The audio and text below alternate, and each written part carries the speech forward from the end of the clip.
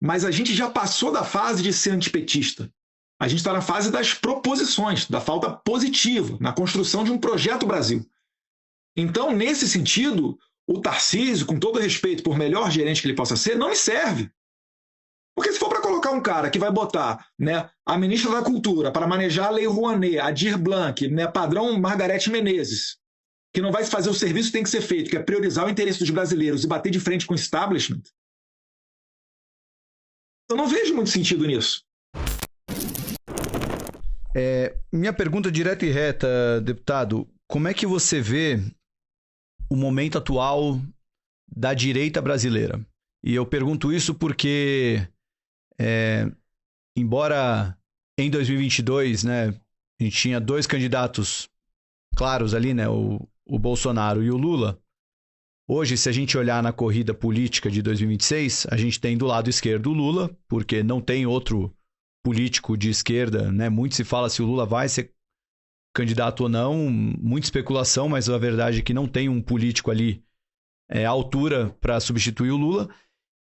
E na direita, a gente tem vários nomes de políticos que surgem aí como atuais governadores, e tem também um nome que, vamos dizer, seria o nome abençoado pelo Jair Bolsonaro, que é quem tem o grande capital político e poderia ficar com um de seus filhos, você no caso, poderia ficar com a própria Michelle, que falam de uma possibilidade menor, mas o ponto é, a gente vê uma pulverização ali na direita aí, de maneira geral. Como é que você vê a direita nesse momento, há 12 meses da eleição?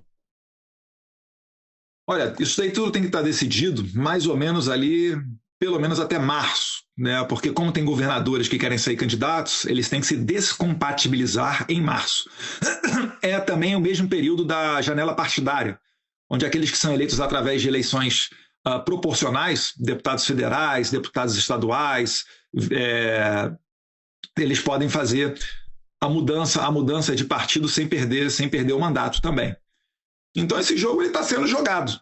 Né? O problema é que a direita, a gente fala muitas das vezes, nós cometemos o erro de tratar das coisas muito publicamente, né? E pouco internamente. E aí dá a sensação de ter um ruído maior. Mas não se engane, na esquerda o pau quebra também, tá? A esquerda vive... Enfim, é porque o pessoal da direita, ele não olha, né, a bolha da esquerda, ele não olha o coleguinha do lado. Nós acabamos assim, se você pegar a rede X de alguém de direita, ele provavelmente só vai seguir gente de direita. Mas o que eu estou querendo dizer é o seguinte, é que na esquerda existe o mesmo tipo de conflito, por exemplo, mas eles são mais silenciosos. Então, num deles acabou apaziguando com Lula nomeando o Boulos para ser ministro, né? O Boulos retirando qualquer possibilidade da sua candidatura à presidência presidencial em 2026, confiando ali num projeto da esquerda sob a liderança do Lula. Então, na direita, a gente tem um pouco mais de dificuldade de fazer isso daí. Por quê? Primeiro, nos falta um partido verdadeiramente de direita. Né? O PL ele se presta a ser esse partido. Né? É uma construção que está sendo feita neste momento. No entanto, falta um pouco de conduta para dar essa robustez de um partido mais conservador. Existe um choque interno dentro do PL entre duas correntes de pensamento. Né? Aquele pensamento da política um pouco mais antiga, que mira na eleição e quer fazer a maior bancada possível, porque isso significa mais fundo partidário e mais tempo de televisão, o que te coloca na eleição subsequente mais fortalecido, é verdade. E, por outro, temos nós, que falamos que somos oriundos de voto de opinião, em que a gente fala que é muito mais importante você ter os seus princípios bem embasados e assim conseguir a confiança do seu eleitor, do seu representado. Isso daí vai trazer uma fidelidade e essa verdade sendo levada aos quatro cantos do país é que vai fazer, né, o partido crescer, tal qual fez o Bolsonaro, que não tinha partido, não tinha universidade, não tinha sindicato, não tinha nada, mas foi eleito em 2018 e criou uma base que vai ficar aí durante muito tempo. Então eu pressiono o PL para que a gente tenha, né, verdadeiramente um partido de direita, né, a nossa casa para defender as nossas ideias e entrar como um grupo organizado, tal qual muitos da esquerda, dentro de campo, né? Dentro do Congresso, dentro das Assembleias Legislativas, das câmaras de vereadores e assim por diante. Então a direita ela acaba tendo muito mais ruído. Esse é um assunto que está aberto ainda, essa questão da candidatura, mas a pauta prioritária, quando se fala nisso daí, né, eu gostaria de ver pelo menos os candidatos que querem entrar dentro do eleitorado de direita, é falar da injustiça que está sendo cometida contra o líder da direita. Né? Por que Bolsonaro está preso? Ele não roubou ninguém, ele não se envolveu com narcoterroristas, né? Não tem envolvimento com crime comum nenhum, foi acusado de um golpe de Estado quando ele estava nos Estados Unidos, né? E ele mesmo se colocando contra aquela baderna que foi 8 de janeiro. Baderna essa, né, que vários já falaram que passou longe de um golpe de Estado. Inclusive o próprio ministro da Defesa, José Múcio, né, ministro da Defesa do Lula, dentre outras pessoas. O Gilmar Mendes, após 8 de janeiro, numa entrevista à TV portuguesa, ele fala que aquilo ali foi uma baderna. Depois ele ajustou a narrativa dele junto com o Moraes e viu uma oportunidade para tirar o Bolsonaro do meio do caminho e começou a falar, não, atos antidemocráticos, tentativa de golpe de Estado, enfim. Então, eu gostaria de ver os governadores da direita não só falando e defendendo o Bolsonaro, porque muitos deles, às vezes, até vocalizam a injustiça de que trata o Bolsonaro, mas, assim, é inacreditável. A gente está vivendo um momento em que estão colocando na cadeia uma pessoa simplesmente para ela não poder concorrer politicamente. E todos que estão na fila, meu exemplo, né? Acabamos de ver uma notícia aí que é marcado um julgamento sobre o crime de coação, que eu acabei de explicar que não tem a possibilidade de eu coagir um ministro da Suprema Corte, e eu nunca trabalhei para sanções internacionais para a absolvição do meu pai. Eu trabalho por sanções internacionais para responsabilizar os violadores de direitos humanos, para enfraquecê-los politicamente, e isso tiraria do Congresso Nacional as amarras, as ameaças que o Alexandre de Moraes faz contra deputados e senadores, dando a liberdade necessária para eles aprovarem a anistia. Que se votarem de maneira livre, eu sei, tenho convicção que será aprovada a pauta da anistia. Então, nesse cenário todo, eu sempre tenho que destacar aqui a questão, né, da injusta prisão do meu pai, né, do Jair Bolsonaro, e a gente, aos poucos, nós vamos nos resolver. Quem vai ser o candidato? Eu não sei. Mas eu também vejo vitória na derrota. Se, por exemplo, eu conseguir uma candidatura, seria, obviamente, uma candidatura, né, competitiva. Eu não gosto muito de falar disso porque eu sou cético, mas várias pesquisas dão conta disso. Ainda que, de maneira arriscada, apostássemos e eu viesse a perder, nós conseguiríamos ter um êxito de manter acesa a chama do conservadorismo, o eleitor de direita, um projeto diferente da esquerda, que só quer o quê? Proteger bandido, aumentar imposto, sexualizar nossas crianças na escola. E nós estamos diametralmente oposto a isso. Fala em polarização, tem que acabar com a polarização, etc. Olha, eu vejo algo saudável na polarização. São dois projetos de poder bem distintos, dois governos bem distintos. O cidadão escolhe quem ele quer. Então, vamos ver como é que vai ficar essa situação. E eu gostaria, caso o Jair Bolsonaro não pudesse concorrer, que eu, né, colocasse o meu nome e concorresse. Vamos ver como é que ficam as cenas dos próximos capítulos. Antes de falar um pouco mais sobre isso, achei muito interessante o que você falou, Eduardo, sobre o comportamento da esquerda e da direita. E para mim isso ficou muito claro, porque a gente gravou recentemente aqui com dois personagens da esquerda, né? Uma esquerda mais raiz, vamos dizer assim, né? Que é o José Dirceu, e um outro que é um cara mais moderno, que é o Rafael Fonteles, que é governador do Piauí, moderno pela idade, né? 40 anos, e também até pelas ideias que ele tem que se distancia um pouco da esquerda tradicional. Mas o ponto em comum deles vai muito em linha com o que você falou. É muito difícil ver um cara do PT criticar o PT publicamente. Eles certamente devem fazer a sua lavagem de roupa suja em casa, mas na rua é sempre defendendo. Quando eu perguntei do fiscal, falou, não, mas a meta está sendo cumprida.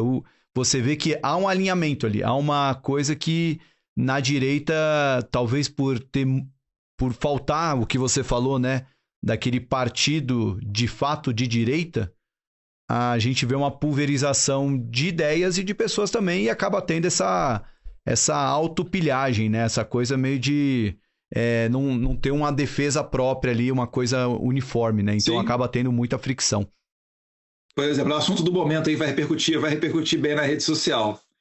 Uma discussão, né, já se tornou pública ali, do Carlos Bolsonaro e a deputada estadual de Santa Catarina, a Ana Campagnolo. Né? Não sei se vocês estão acompanhando, mas saiu no jornal uma notícia colocando lá que a Ana Campagnolo teria dito que seria contra a candidatura do Carlos em Santa Catarina. E, enfim, isso daí gerou uma série de discussões. Você não vê um deputado estadual do PT indo contra uma indicação do Lula. Inclusive o Zé Dirceu, né, que foi no programa de vocês, e eu assisti quase todo o podcast deles com vocês, tá? Ele diz, em determinado momento do podcast dele, que, olha, nós temos problemas dentro do Congresso. Ele começa a citar uma série de medidas que eles tentam implementar, não conseguem, reforma tributária, etc, e tal. Reforma tributária que eles imaginam que seja uma reforma, né? Enfim. E aí ele fala, olha, em 2026 a gente tem que fazer uma bancada nova, porque a gente não pode ficar sendo brecado por um Congresso conservador, um Congresso mais à direita do que à esquerda. Então, nós faremos uma campanha nacional onde todos vão apoiar os nomes que o Lula indicar. Aí eu te pergunto, você já viu um vereador, um deputado estadual ou federal indo contra uma indicação do Lula? Você não vê. Agora, no PL, você vê. Entendeu? Eu não estou entrando no mérito. Tá? Eu gosto muito da Campagnolo, eu acho que ela foi a mais votada do Estado para deputada estadual, não foi à toa. Ela presta um excelente trabalho. Li o livro dela sobre combate ao feminismo, né? E também acho que ela é uma referência nessa área. Agora, não compete a ela, com todo respeito a ela, dizer quem ou não vai ser indicada em Santa Catarina, né, se essa é uma determinação do líder maior do movimento, que é o Jair Bolsonaro, com a aprovação, né, de todo mundo dentro do partido. E aí está sendo colocado o nome do Carlos Bolsonaro. Né? Então, isso daí eu vejo com tristeza que a gente venha tratar isso daí público. Eu tenho que manifestar publicamente, porque a Ana Campagnolo foi ao programa Pânico e disse que ocorreu, né, uma ligação entre nós. De fato, isso é uma verdade, foi inclusive uma ligação bem amistosa, mas a partir do momento que ela publiciza, né, o que está sendo tratado internamente, aí eu tenho que dar uma satisfação ao público. Eu acho que os candidatos em Santa Catarina, o ideal, né, com um olhar conservador, um olhar mais à direita, seria, sim, naturalmente, a Carol Detone e o Carlos Bolsonaro. O Espiridião Amin mesmo, ele se considera um social-democrata. É uma pessoa boa? É uma pessoa boa, tá? Mas eu acho que o Carlos Bolsonaro é um cara que vai fazer tudo aquilo que o Bolsonaro, né, determinar. Inclusive, nem precisa determinar, porque ele já sabe. Ele convive desde criança com isso. Carlos Bolsonaro, com 17 anos, foi eleito, naquela época, o vereador mais jovem de toda a história do Brasil. Com 17 anos, ele entrou na política. Ele tem, 6, 7 mandatos de vereador no Rio. É o responsável pelo crescimento das redes sociais do Jair Bolsonaro, que foi fator determinante na sua eleição presidencial. Inclusive, após eleito, o único nome que Jair Bolsonaro agradeceu nas coletivas de imprensa que fez, após a sua eleição, foi o de Carlos Bolsonaro. Não foi o de Eduardo e não foi o de Flávio. E eu não fiquei lá falando, papai, olha eu aqui, cita o meu nome, fala o meu nome. Não tem isso. Dentro de um partido, de um projeto político, existe hierarquia. Você não pode estar com a camisa do Corinthians e reclamar quando o seu técnico troca o atacante, você está lá na zaga, o técnico troca o atacante e você, não, vou parar de jogar, não gostei, não. Não existe isso. Na política é a mesma coisa. A política... O partido não foi feito para ser uma democracia. Se fosse democracia, você ia ter que ter representante de direita dentro do PT. E não tem, por óbvio. Né? E graças a Deus que é dessa maneira.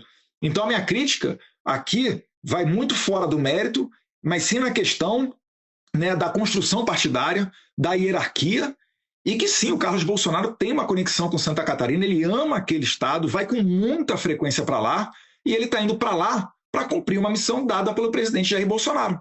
Assim como ele cumpriu na eleição de 2018, na de 2022.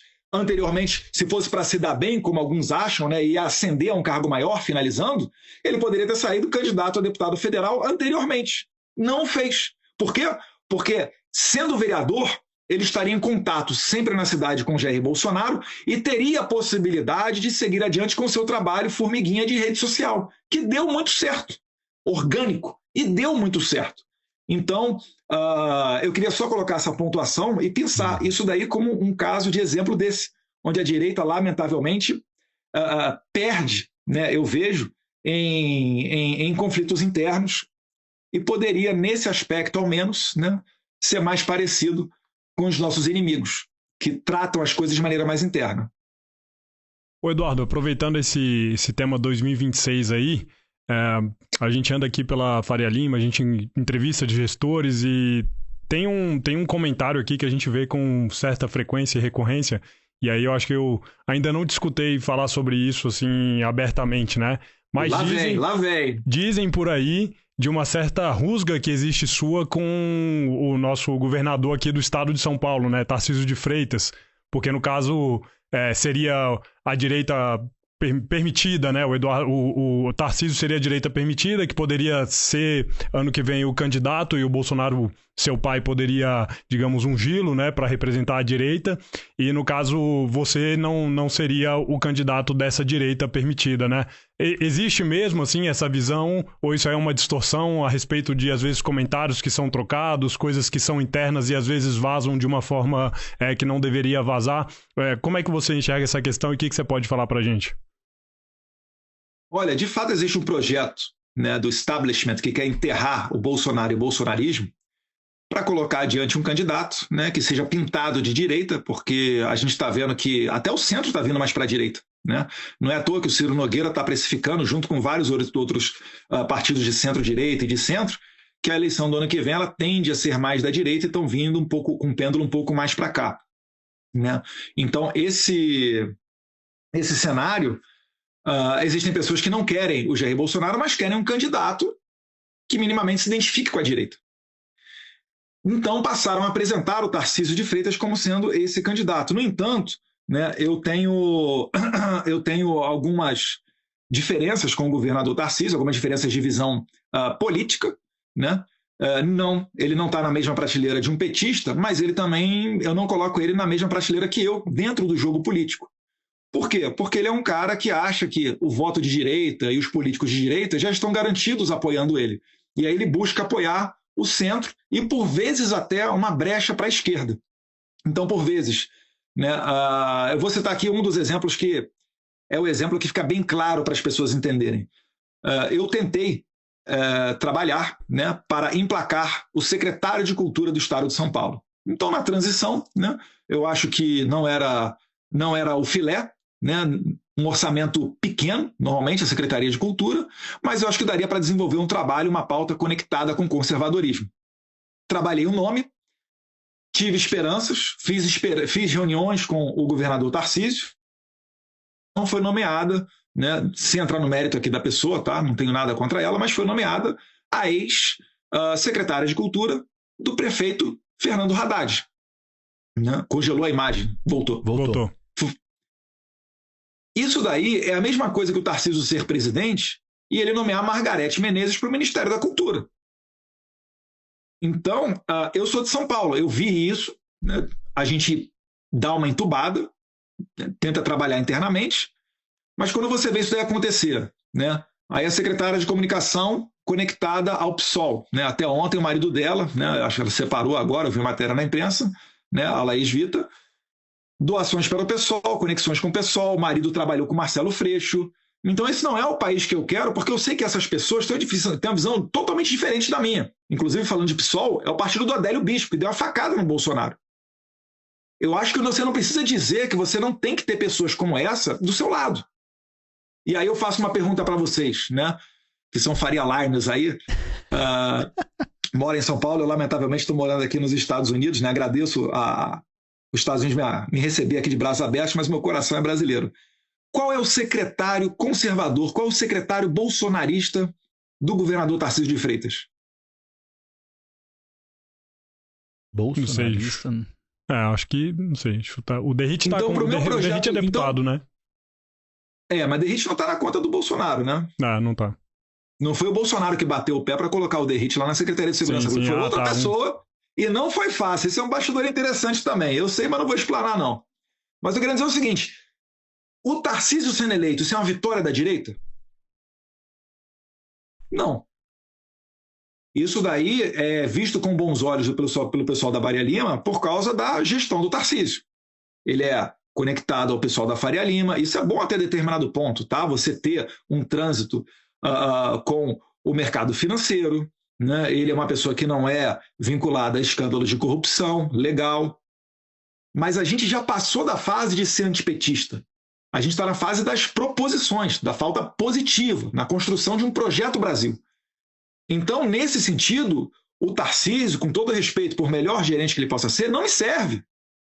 Porque se for para colocar um cara que vai botar, né, a ministra da Cultura para manejar a Lei Rouanet, a Dir Blanc, né, padrão Margarete Menezes, que não vai fazer o serviço que tem que ser feito, que é priorizar o interesse dos brasileiros e bater de frente com o establishment,